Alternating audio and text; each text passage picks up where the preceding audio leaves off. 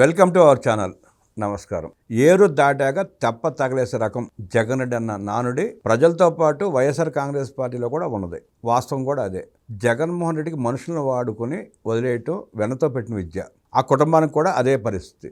Joseph కూడా జగన్మోహన్ రెడ్డి చెప్పినట్టు ఆడి ఇష్టానురీతిగా మాట్లాడి సమాజం మీద, మతాల మీద, రాజ్యాంగం మీద, ప్రభుత్వాల మీద దాడి చేసి అరెస్ట్ అయిన నేపథ్యంలో జగన్మోహన్ రెడ్డి చేతులెత్తేశాడు అని కొంతమంది అనుకుంటున్నారు. కానీ జగన్మోహన్ రెడ్డి నాటకీయంగా కొడాల నానితో ఒక రకంగా మాట్లాడించి, అంబటి రాంబాబుతో చిలక పలుకులు పలికించి, పొన్వల సుధాకర్ రెడ్డిని లీగల్ ఎయిడ్గా నియమించి ప్రజల్ని ఆ రావణ్ కుటుంబాన్ని, రావణ్ని అనుసరిస్తున్న వాళ్ళని కూడా గందరగోళంలో పడేశాడు. అసలు జగన్ రెడ్డి ఏం చేస్తున్నాడు? పొన్నవోలు సుధాకర్ రెడ్డికి ఆ కేసు అప్పచెబితే బెయిల్ రాదు అన్న వార్తలు వినిపిస్తున్న నేపథ్యంలో గతంలో జరిగిన పరిస్థితులను కూడా మనం గమనిస్తే పొన్నవోలు సుధాకర్ రెడ్డి ఎవరి తరపున వాదించినా బెయిల్ రాదు, రిమాండ్ అవటం ఖాయమన్న నానుడి ఆ పార్టీలో కూడా ఉంది. జగన్మోహన్ రెడ్డి తప్పించుకోవడానికి ఎలాగో బెయిల్ రాదు కాబట్టి, పొన్నవోలు సుధాకర్ రెడ్డికి ఆ పేరు ఉంది కాబట్టి అలా నియమించి మోసం చేసే ప్రయత్నం మరోసారి చేస్తున్నాడా?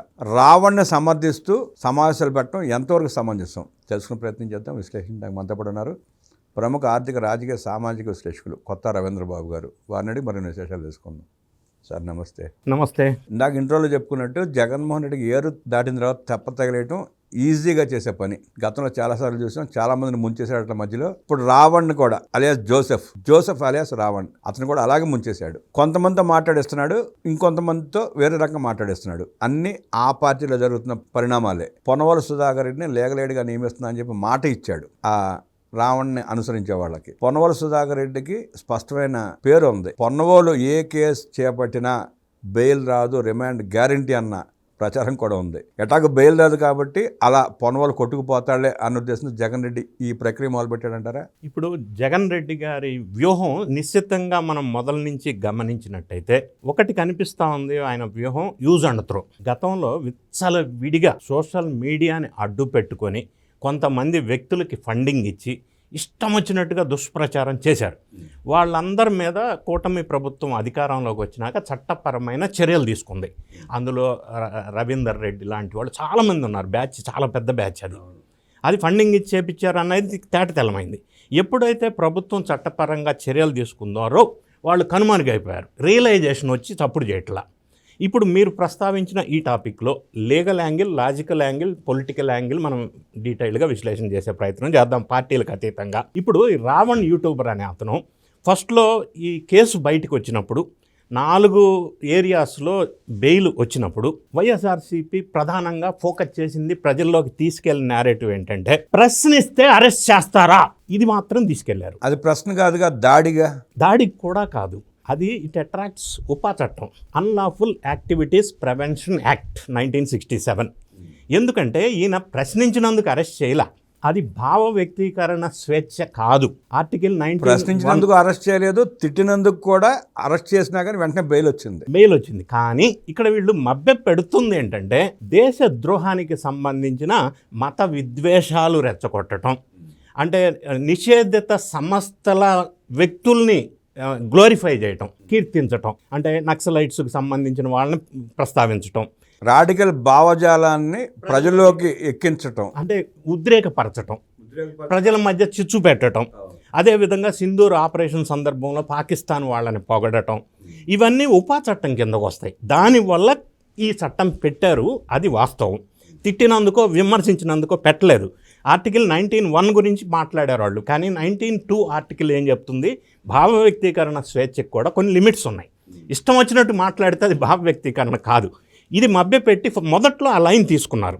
ఇక్కడ ప్రధానంగా మనం లీగల్ యాంగిల్లో ఆలోచించినట్టయితే జనరల్గా అన్ని కేసులకి any case bail is rule, jail is exception. Bail అనేది రూల్, జైలు అనేది ఎక్సెప్షన్. ఉపా చట్టానికి వచ్చేసరికి సుప్రీంకోర్టు గైడ్ లైన్స్ ప్రకారంగా బెయిల్ రిజెక్ట్ చేయడం అనేది రూల్, బెయిల్ రావటం అనేది కష్టం. ఈ కేసులో ఉపా చట్టం కింద పెట్టారు కాబట్టి సెక్షన్ 13 అండ్ సెక్షన్ 39 ఆ చట్టం, ఆ సెక్షన్స్ ప్రకారంగా బెయిల్ రావటం చాలా కష్టం as per supreme court previous guide lines and ప్రెసిడెన్సెస్ case loss ప్రకారంగా. సో ఎప్పుడైతే ఈ పరిణామాలు అర్థమైనాయో తర్వాత ఏం చేశారు, కులం యాంగిల్ ఒకటి తీసుకొచ్చారు. కొడాలి నాని లాంటి వాళ్ళ చేత ఈ రావణం మా పార్టీ వాడు కాదు అని అంబటి రాంబాబు అన్నాడు, కొడాలి నాని అన్నాడు. దానికి తోడుగా రావణ చౌదరి అని ఒక క్యాస్ట్ తీసుకొచ్చారు. రావణ్ గతంలో ఎన్టీఆర్, బాలకృష్ణ, లోకేష్ని పొగిడాడని ఒక యాంగిల్ తీసుకొచ్చారు. అసలు పోలీసులు వెలువరించిన అంశం ఏంటంటే రావణ్ తండ్రి పేరు డానియల్, అతను చౌదరి కాదు. ఇంకొక అంశం వెలుగులోకి ఏమొచ్చిందంటే వాళ్ళ భార్య పేరు చివర రెడ్డి ఉంది, కానీ వాళ్ళు అసలు రెడ్డీసే కాదు, లవ్ మ్యారేజ్, అది వేరే కాస్ట్. అంటే సంబంధం లేని, నిజం లేని ఈ కులం కోణం ఒకసారి తీసుకొచ్చి కొంత హడావుడి గందరగోళం సృష్టించే ప్రయత్నం చేశారు. గందరగోళపరచడానికి, గందరగోళం అంటే కన్ఫ్యూజ్ చేయడం కోసం, ఒక క్లారిటీ లేక. ఎప్పుడైతే ఉపా చట్టం మీద బెయిల్ రావటం కష్టం అని కన్ఫర్మ్ అయిందో, మీరు ప్రస్తావించినట్టుగా పొన్నమల సుధాకర్ని అందులో వకాల్తా ఇచ్చారు, ఆయన తీసుకున్నారు, అంటే ఆయన కన్ఫర్మ్ చేశారు. పొన్నమల సుధాకర్ కేసులు ఎప్పుడైనా ఎక్కడైనా వాదిస్తే అది సక్సెస్ కాదనేది అందరూ జగమెరిగిన రిమాండ్ ఖాయమన్న ప్రచారం స్పష్టంగా ఉంది. సో ఈయన్ని మొదట్లో ఇంకొక స్టెప్ మనం గమనించినట్టయితే, జగన్ రెడ్డి గారిని ఎయిర్పోర్ట్లో రావణకి సంబంధించిన ఫ్యామిలీ మెంబర్స్ని కలిసినప్పుడు పెద్దగా స్పందించలా. మా అవినాష్ చూసుకుంటాడు, దేవినేని అవినాష్ అని చెప్పి వెళ్ళిపోయాడు అప్పట్లో. అంటే ముందుకు వెళ్తేనేమో ఇప్పుడు రెండు రకాల అంశాలు, వ్యూహాలు ఇక్కడ. రావణ్ వేసుకొస్తున్నట్టుగా ప్రజల్లోకి గట్టిగా వెళ్తే ఆయన మీద ఆయన మాట్లాడిన మాటలు ఎవరు సమర్థించరు, ఎందుకంటే మత విద్వేషాలు రెచ్చగొట్టే మాటలు మాట్లాడాడు కాబట్టి. దానివల్ల హిందుత్వ ఓట్లు కొంత ఈయనకి డ్యామేజ్ అవుతుందని ఒక వ్యూహం అయి ఉండొచ్చు. రెండోది, రావణ్ వెనకేసుకు రావటం వల్ల బీజేపీకి కొంత ఇబ్బందికరమైన పరిస్థితి వస్తే జగన్ రెడ్డికి ఇబ్బంది అవుతుందని. అలా హిందుత్వం మీద దాడి చేసి సనాతన ధర్మాన్ని దూషించిన వ్యక్తిని సమర్థిస్తూ నిన్న ఒక రౌండ్ టేబుల్ సమావేశం జరిగింది. ఆ కేసు పెడుతున్న తప్పు అంటూ వాడు మాట్లాడటం కూడా జరిగింది. అది తప్పు ఎలా అవుతుంది, కేసు పెడుతున్న తప్పు ఎలా అవుతుంది? అతను హిందూ సమాజం మీద, సనాతన ధర్మం మీద దాడి చేస్తే ప్రభుత్వాలు, ప్రజలు చూస్తూ ఉండాలా అన్నది ప్రశ్న. అసలు అదే నేను ఇంత ముందు కూడా, భావ వ్యక్తీకరణ స్వేచ్ఛ కాదది, అది దానికి మించి. అది ఉపా చట్టం పెట్టారంటే దెర్ ఇస్ ఏ సెక్షన్స్ సరిపడా డాక్యుమెంటరీ ఎవిడెన్సెస్ ఉంటేనే కదా పెట్టారు. రెండో అంశం, స్వయంగా ముఖ్యమంత్రి గారు ప్రకటించింది ఒక బహిరంగ సభలో ఏం చేశారంటే, ఈ పర్టికులర్ యూట్యూబ్ ఛానల్ లేదా కొంతమంది వ్యక్తులకి ఫండింగ్ వస్తుంది అనేది కన్ఫర్మ్. అంటే ఆయన ప్రకటించారంటే ఇంటెలిజెన్స్ వాళ్ళ ఆధారాలు, రిపోర్ట్స్ కొంత ప్రాథమికంగా ప్రైమా ఫేసి సాక్ష్యాధారాలు ఉన్నాయని అర్థం చేసుకోవచ్చు. మరి ఫండింగ్ ఇచ్చి కొంతమంది యూట్యూబ్ ఛానల్స్కి ఇవ్వచ్చు, అది తప్పని నేను అనట్లే ఆ పర్టికులర్ పాయింట్ వరకు. కానీ మత విద్వేషాలు రెచ్చగొట్టడం కోసం వీళ్ళని వాడుకుంటున్నారు. దానివల్ల ఇప్పుడు కుల విద్వేషాలు, మత విద్వేషాలు లేదా హిందుత్వవాదం, ఫస్ట్లో ఈయన అరెస్ట్ చేసినప్పుడు పవన్ కళ్యాణ్ మీద అన్నారు కాబట్టి అరెస్ట్ చేశారు అని అన్నారు. పవన్ కళ్యాణ్ని అన్నందుకు అరెస్ట్ చేయాల. ఉపా చట్టంలో వ్యతిరేక కార్యక్రమాలు ఈయన చేసినట్టు సాక్ష్యాధారాలు చాలా ఉన్నాయి కాబట్టి అరెస్ట్ చేశారు. సో ఇప్పుడు డ్యూయల్ పాలసీ, మళ్ళీ అంటే యూజ్ అండ్ త్రో పాలసీ ఒకవైపు కనిపిస్తుంది, ఒకవైపు మద్దతు ఇచ్చినట్టుగా మొదట్లో అనిపించేటట్టు చేశారు. అంబటి రాంబాబుని రంగంలోకి దించి, తర్వాత కొడాలి నాని, పొన్నమల సుధాకర్ కొంతమందిని అడ్డు పెట్టుకొని మళ్ళీ డిస్టెన్స్ మెయింటైన్ చేస్తున్నట్టు చేశారు. అంటే ఈ ద్వంద్వ వైఖరి ఒకటి, యూజ్ అండ్ త్రో పాలసీ ఒకటి, ఇచ్చినట్టే ఇచ్చి మళ్ళీ ఇవ్వకుండా వెనక్కి దొబ్బేసే ప్రయత్నం, ఇవన్నీ రకరకాల అంశాలు వెలుగులోకి వచ్చినాయి. ఇప్పుడు నిన్న రావణ్ వాళ్ళ కుటుంబంలో ఇంటిలో మొత్తాన్ని కూడా సోదా చేశారు. రావణ్కి సంబంధించిన కొలీగ్ ఒక ఆమె గమన అనే ఆమెను కూడా ఇన్వెస్టిగేషన్ చేస్తున్నారు. సో వీటన్నిటి ద్వారా ప్రైమా ఫేసి ఒక ఎస్టాబ్లిష్మెంట్ కేసు అయింది ఒకటి. రెండోది, ఈ రావణ్ మీద పెట్టినటువంటి రిమాండ్ రిపోర్ట్ 20 పేజెస్ ఉంది, అది నేను డీటెయిల్డ్గా స్టడీ చేశాను. అందులో రిమాండ్ రిపోర్ట్లో క్లియర్గా ఎస్టాబ్లిష్ అయిన సత్యం ఏంటంటే, ఈయన ఎలా మాట్లాడాడు, అది ఈ సెక్షన్స్ ఎలా అట్రాక్ట్ అవుతాయి అనేది బేసిక్గా వాళ్ళ దగ్గర వీడియోస్ ఉన్నాయి. లేవు అసలు ఈయన మాట్లాడలేదు అని అనుకుంటే ఆ వీడియోస్ ఎందుకు డిలీట్ చేయాల్సి వచ్చింది? డిలీట్ చేసిన వీడియోస్ మళ్ళీ రిట్రైవ్ చేస్తారు పోలీసులు అనేది కూడా అందరికీ తెలిసిన సత్యమే. అవన్నీ వీళ్ళ దగ్గర డాక్యుమెంట్స్ ఉన్నాయి పోలీసు వాళ్ళ దగ్గర. రిమాండ్ రిపోర్ట్లో స్పష్టంగా డీటెయిల్స్ మెన్షన్ చేశారు. ఎప్పుడైతే కేసు స్ట్రాంగ్గా ఉందో, ఇక జైలు చాలా కష్టం అని తెలిసిపోయిందో, మళ్ళీ ప్లేటు మార్చేసి నిన్న మీరు అన్నట్టుగా ఒక రౌండ్ టేబుల్ కాన్ఫరెన్స్ పెట్టి కొంతమందిని సమావేశపరిచి ఉపా చట్టం మీద వ్యతిరేకంగా మాట్లాడిచ్చారు.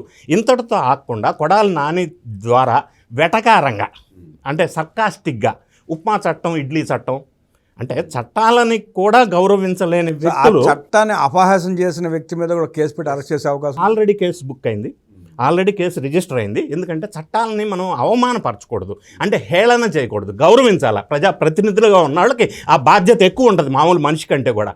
అంటే ఇష్టం వచ్చినట్టు మాట్లాడితే చట్టాల మీద అది దేశద్రోహం కింద వస్తుంది అది కూడా. సో దాని మీద కూడా అతని మీద కేసు పెట్టారు, అది సెకండ్ పార్ట్. కొడాలి నాని మాట్లాడిన దాని మీద కేసు పెట్టారు, దేశద్రోహం సంఘ విద్రోహ శక్తులను ప్రోత్సహించడం అని అర్థమవుతా ఉంది.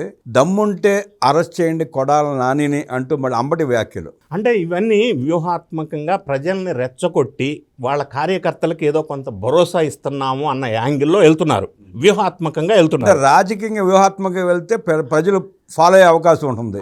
దేశ ద్రోహికి ఉపయోగపడేలా మాట్లాడుతూ ఉంటే ఎలా ఇప్పుడు ప్రజెంట్ జరుగుతున్న వైఎస్ఆర్ కాంగ్రెస్ పార్టీలో నాయకులు ఇస్తున్న స్టేట్మెంట్స్ ప్రకారం రావణ్ని బహిరంగంగా ఓపెన్గా సమర్థిస్తే కొంత నెగటివ్ వీళ్ళ మీద పడుతుంది అని వాళ్ళకి అర్థమైనట్టుగా కొంత స్టాండ్ మార్చుకున్నారు అనేది ఒకటి. రెండోది డబుల్ గేమ్ కనిపిస్తూ ఉంది ఇక్కడ. నిన్న రౌండ్ టేబుల్ సమావేశంలో కూడా అంబటి రాంబాబు స్పష్టంగా మాట్లాడుతూ ఆధునిక సమాజంలో రావణుడే గెలుస్తాడు, రావణుని గెలిపిస్తాం, రావణుడి చేత దాడి చేపిస్తాం సమాజం మీద, హిందూ మతం మీద, సనాతన ధర్మం మీద అని స్పష్టంగా మాట్లాడుతున్నాడు ఆయన. దాన్ని బట్టి నాకేం అర్థమైందంటే మొదట్లో ఇదే అంబటి రాంబాబు రావణ్ మా పార్టీకి సంబంధం లేని వ్యక్తి, మా పార్టీ వ్యక్తి కాదు అన్నాడు, మేము ఫండ్స్ ఇవ్వట్లేదు అన్నాడు, మేము వెనకేసుకు రావట్లేదు అన్నాడు ఒకానొక టైంలో. మళ్ళీ ఇప్పుడు స్టాండ్ మార్చుకొని మూడో రోజునే స్టాండ్ మార్చేసి ఇప్పుడు రావణే గెలుస్తాడు అని అంటే దాన్ని ఏ విధంగా చూడాలి? ఇదే డబుల్ స్టాండర్డ్స్, డబుల్ గేమ్. అంటే వాళ్ళు కన్ఫ్యూజ్ అయిపోయి జనాన్ని మభ్యపెట్టే ప్రయత్నం తప్ప అవగాహన ఉండి లేకపోతే ఎవడు గైడ్ చేస్తున్నాడో స్ట్రాటజిస్ట్ కానీ ఏ విషయంలోనైనా కూడా తడబడు వ్యవహారం అన్నిటిలో చాలా విషయాల్లో మనం గమనిస్తున్నాం. వాళ్ళు తీసుకున్నటువంటి స్టాండ్స్ అన్నీ ఫెయిల్ అవుతూనే ఉన్నాయి. అది మొదల నుంచి కూడా అదే వ్యవహారం నడుస్తూ ఉంది. సో రావణ్ విషయంలో కూడా డ్యామేజ్ కంట్రోల్కి మళ్ళీ ఇప్పుడు నెక్స్ట్ ఇంకొక స్టెప్ కూడా తీసుకునే అవకాశం స్పష్టంగా ఉంది. ఎందుకంటే దానివల్ల ఆ పార్టీకి నష్టం జరుగుతుంది ఇక్కడ సపోర్ట్ చేయటం వల్ల. పోలీసులకి సాక్ష్యాధారాలు ఉన్నాయి కాబట్టి. రౌండ్ టేబుల్ సమావేశంలో కొంతమంది మేధావులు కూడా వ్యక్తపరిచారు, ఉపా చట్టం అతని మీద పెట్టడం కరెక్ట్ కాదు, పిచ్చుకు మీద బ్రహ్మాస్త్రమా అంటూ చాలామంది మేధావులు కూడా మాట్లాడారు. అది ఎంతవరకు సంబంధించి కానీ నేను అదే అంటున్నా, 20 పేజీల రిమాండ్ రిపోర్ట్లో స్పష్టమైన ఆధారాలు వాళ్ళు చదువుకుంటే వాళ్ళకి క్లియర్గా ఉంది. ఎవిడెన్సెస్ లేకుండా ఉపా చట్టం పెట్టరు. నంబర్ 1 పెట్టిన కోర్టులు అనుమతించవు. నేను అక్కడికి వస్తున్నా. నంబర్ 1, ఒకవేళ వీళ్ళు పెట్టకూడని ఉపా చట్టం పెట్టి ఉంటే కోర్ట్స్ యాక్సెప్ట్ చేయవు, కోర్టులు యాక్సెప్ట్ చేయవు. గతంలో ఇంతకు ముందు 4 ప్రాంతాల్లో బెయిల్ ఎట్లా వచ్చిందో వీళ్ళు ఒకవేళ పెట్టకూడని ఆధారాలు లేని ఉపా చట్టం పెట్టి ఉంటే కోర్టులు యాక్సెప్ట్ చేయవు. పెట్టినట్టు బలైపోతాడు ముందు, కోర్టులు యాక్సెప్ట్ చేయవు కదా. సో కోర్టు యాక్సెప్ట్ చేసింది, రిమాండ్కి పంపించింది అని అంటే prima facie there is an evidence. అది అర్థం చేసుకోవాలా. ఇప్పుడు మీరు అన్నట్టుగా కొంతమంది మేధావులుగా చెప్పబడుతున్న వ్యక్తుల ద్వారా ఈ రావణ్కి సపోర్ట్ చేసే వ్యూహం నిన్న పన్నారు రౌండ్ టేబుల్ కాన్ఫరెన్స్ అని ఒక పేరుతోటి. కానీ వాస్తవం వాళ్ళకి కూడా అర్థమవుతుంది, వాడు తీసుకున్న స్టాండ్ అనేది వాళ్ళకి బూమ్రాంగ్ అవుతుంది, రివర్స్ అవుతుంది. రాబోయే రోజుల్లో మళ్ళీ స్టాండ్ మారుస్తారు, డబుల్ గేమ్ ఆడతారు అనేది నేను ఖచ్చితంగా చెప్పగలను ఈ నిశ్చితంగా వ్యూహం గమనించినట్టయితే. ఒక రాజకీయ పార్టీ అధ్యక్షుడిగా జగన్మోహన్ రెడ్డి రాష్ట్ర ప్రభుత్వాన్ని, కూటమి ప్రభుత్వాన్ని రాజకీయంగా ఎదుర్కొని సమాజానికి పనికొచ్చే పనులు లేదా ప్రజలకు అవసరాలను తీర్చే రకంగా పోరాడాలి తప్ప ఇలా అడ్డదారులు తొక్కుతా విషం చిమ్మే వాళ్ళని సమర్థిస్తా ఏం చేద్దాం అనుకుంటున్నాడు? రాజకీయం చేసే అవకాశం ఉందంటారు జగన్ రెడ్డికి? వాళ్ళ స్టాండ్ మొదటి నుంచి ఒకటే అండి, గంజాయి బ్యాచ్ని ప్రోత్సహించాలి, విధ్వంసం, గంజాయి బ్యాచ్ని ప్రోత్సహించాలి అని నేను అన్న మాటని నేను స్టాండ్ అవుతున్నా. ఎందుకంటే తెనాల్లో ఏం జరిగింది? గంజాయి బ్యాచ్ని కదా ప్రోత్సహించారు, విధ్వంసకాండను సృష్టించారు. ఎక్కడికి వెళ్ళినా కూడా పర్యటనల పేరుతోటి రాళ్ళేసి గోల చేసి రచ్చ చేసిన ఇన్సిడెన్సెస్ ఎగ్జాంపుల్స్ ఉన్నాయి. మరి అది విధ్వంసం సృష్టించడం కాదా? సంఘ విద్రోహ శక్తులకు మద్దతు ఇవ్వటం కాదా? జైలుకి వెళ్ళిన ప్రతి ఒక్కడికి నేరం చేసి జైలుకి వెళ్తే వాళ్ళకి మద్దతుగా సపోర్ట్ ఇచ్చి పరామర్శన చేశారు. దాన్ని ఏ విధంగా చూడాలి మనం? దానివల్ల ఓటు ర్యాలీ అయ్యే అవకాశం లేదు అతనికి? ఖచ్చితంగా లేదు. దీనికంటే కూడా అసెంబ్లీలోకి వెళ్ళి సమస్యలను ప్రస్తావన తీసుకొని ఒక క్రియాశీలక ప్రతిపక్ష హోదా లేకపోయినా కూడా ప్రతిపక్ష పార్టీగా వ్యవహరించాలి. నంబర్ 1. నంబర్ 2, ప్రజలతో సత్సంబంధాలు ఉండాలి, ప్రజా సమస్యల్ని పరిశీలించాలా. నాట్ ఆపరేటింగ్ ఫ్రమ్ బెంగళూరు, ఈ has to operate from Andhra Pradesh. So ఇవన్నీ మరచేసి కొంతమంది వ్యక్తులని ఫండింగ్ ఇచ్చేసి ఇష్టం వచ్చినట్టు మాట్లాడేసి కేసు పెడితే కులం తీసుకొస్తారు, కేసు పెడితే మతం తీసుకొస్తారు, కేసు పెడితే పార్టీ తీసుకొస్తారు.